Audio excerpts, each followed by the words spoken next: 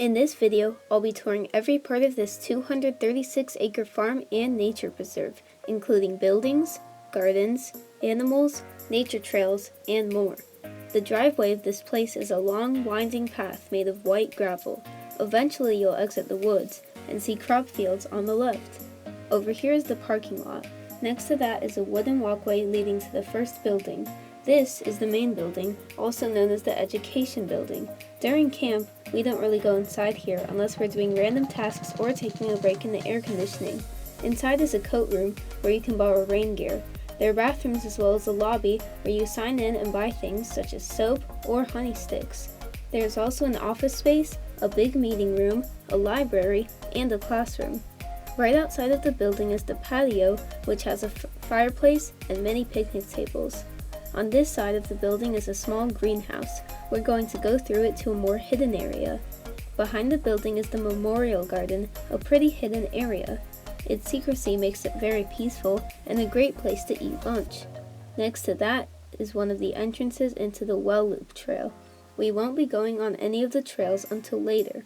Here is the side of the building, which does not have much. Here is the front lawn, a big area where we hang out and play games. It has a few trees, including the poetry, a climbing tree, and bro, our big red oak. Off to the side is the gazebo, another great place to eat lunch. It's surrounded by many flowers and plants and has a nice view all around.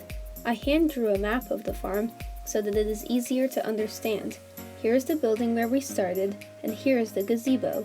As you can see, the driveway loops around and is also a boundary around the front lawn. At this point, we ran into Buddy, the farm dog.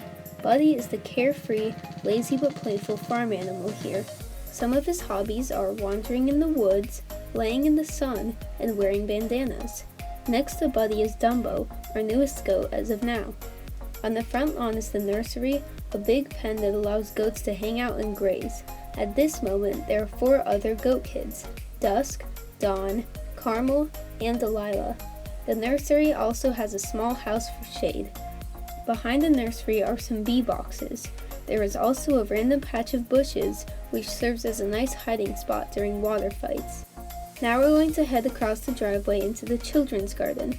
In the children's garden are some flowers, but it is mainly made up of plants such as strawberries, blackberries, and peppers.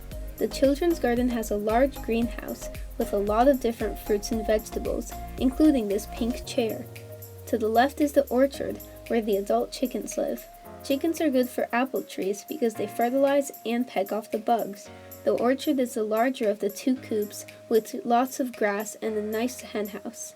Next to the orchard is a little area of compost soil.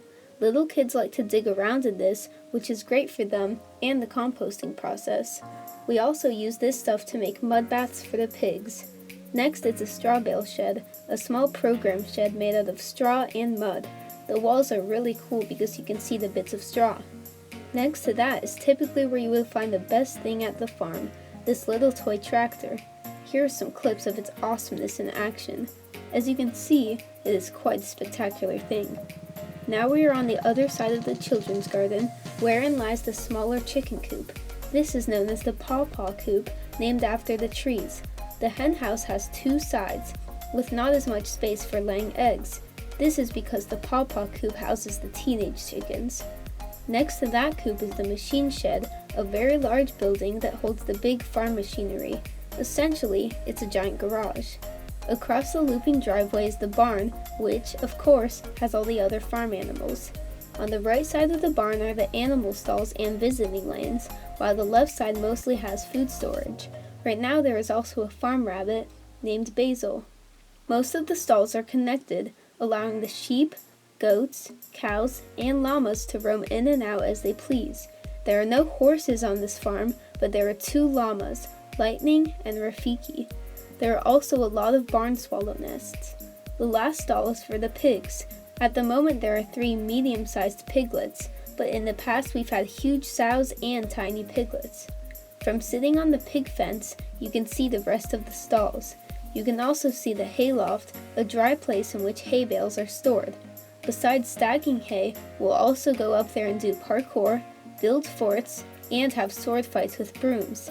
On rainy days, we hang out up there, playing games and listening to stories. Next to the steep hayloft stairs, you can see out to the pastures. Now we are outside of the barn and you can see the hay elevator going up to the loft. Over there is the main entrance into the woods, but we're not going there yet. At this point, we are right outside of the fenced-in children's garden area. Back to back with the straw bale shed is the equipment shed. Right next to that is the herb hideout, a big sort of cage that has many kinds of herbs. The idea here is that the plants will grow and climb up the sides, making a cool hideout. Now we have the barn behind us, and we're going to head on the gravel path to the right. The view walking on this path always looks really good on camera, for whatever reason. On both sides are large pastures, some of which have a solar-powered electric fence. Some great games at this point are try not to touch the fence with a stick, and try not to touch the electric wire, since every other one is electric. After passing some of the pastures, you'll see the prairie on the left and the pond up ahead. The pond says no fishing, but that's just for the visitors. In camp, we go fishing here every Thursday. On the day we visited specifically for this tour, the pond was all dug up and muddy, with 5-foot piles of cattails lined up around it. The pond is usually nice and blue, like in some of these clips. Next to the pond is a circle of log benches and a fire pit. In past years, we sat around the fire at night, telling stories and sharing skits. Around the pond is the duck blind, bird blind, whatever you want to call it. Essentially, it's a wooden structure with slats looking out to the pond. It's a great place to get away from the direct sunlight during fishing. Behind that is a little area in the woods that is also part of the Hush Trail. We won't be going on the Hush Trail in this tour, since it's just a path from the woods out to the pond area. Here you will find a lot of bee boxes, with a sign that says Honey Bees at Work. This is a nice place to look at some working beehives, but you don't have to get too close. Back by the duck blind, there is a tall chimney-like thing. I know this serves a purpose, I just don't remember what it is. Here is a little hill where you can see the prairies and pond, as well as more fields. Way in the distance you can actually see the barn area. Now we're going to head into the prairie. We go here a lot when we want to avoid fishing, and sometimes we see some really cool bees or butterflies.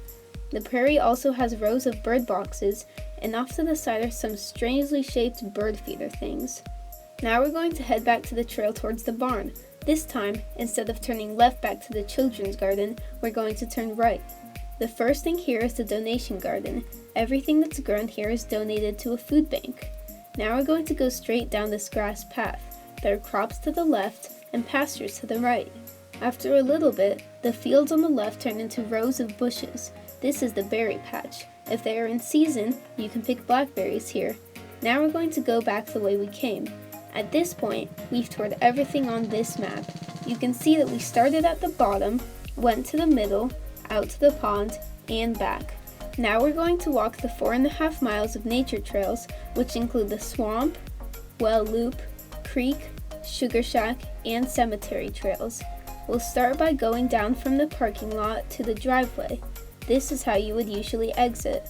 After a short walk, you'll see a sign on the right that says Swamp Trail. We're going to head down there. The swamp trail is not as dry as the others, but it's great for finding mushrooms and salamanders. After a few minutes of walking, you'll hit the swamp. The swamp is usually flooded with knee-high green water, but sometimes it's completely dry and you can easily walk to the little tree island. There's supposedly 2 swamps and a loop that goes all the way around, but I've never gone down that way. When I hit the swamp, I simply turn around and go back the way I came. Now we've gone through the swamp trail, and we're back at the driveway. If you keep walking for a bit, you'll see another swamp trail sign. Rather than go past that sign, we're going to go to the path straight across the driveway. After walking straight for a while, you'll reach a sign that points to the swamp, in the direction we came from, or the well loop, where we're going now. The well loop is one of the more popular trails, so the dirt path is much wider. The well loop is a pretty big trail, so we're taking sort of a shortcut. After a little bit, we reach a sign pointing to either the creek trail or the rest of the well loop. We're going further up the well loop.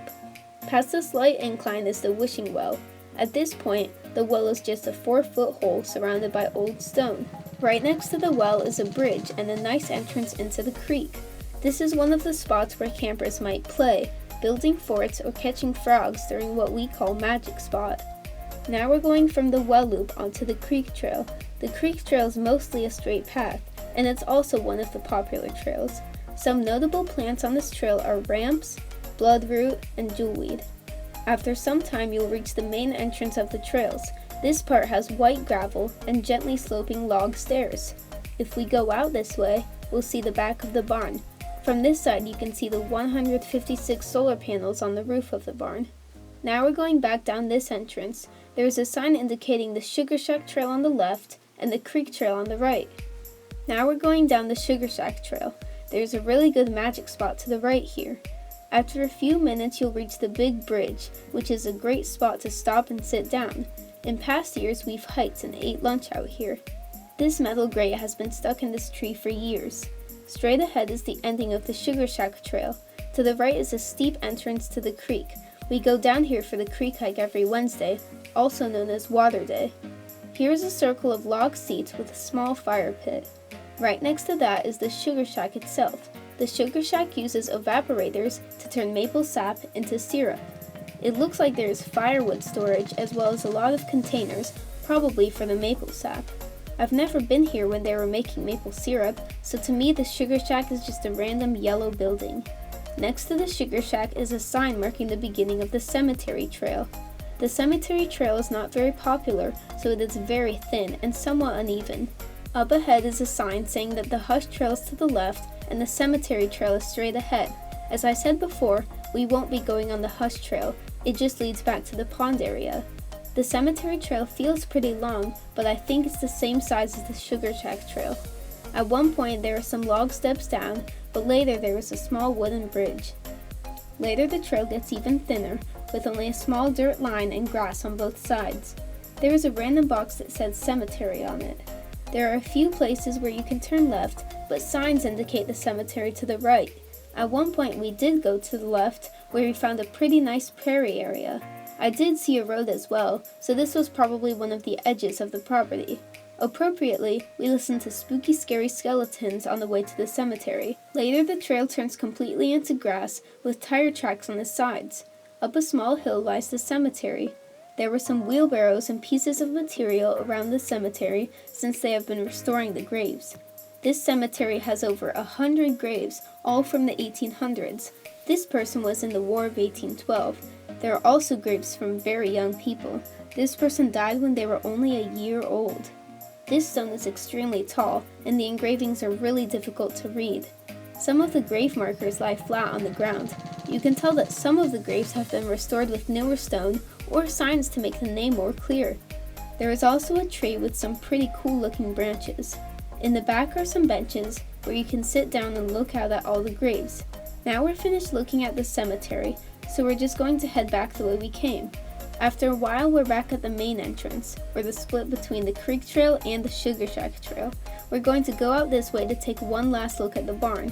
From here you can see the side of the machine shed. That white fence is a temporary electric fence. After exiting the woods, we saw one of the barn cats. There are currently 4 barn cats here. October, who loves being pet, meows for attention, and is really nice. October usually hangs out in the barn. Next there's Allie, the shy cat. I think she hides out in the equipment shed, but she comes by the barn for food. Allie and October like each other. Blue, the gray cat, is the sassy one.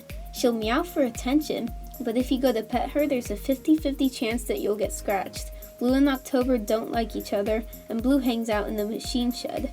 Lastly is Misty, my favorite cat. Misty is usually hunting out in the woods, and she's really calm. She doesn't meow for attention, but she also likes to be pet. I think cat footage is a great way to end this video. I hope you enjoyed this tour. I tried my best.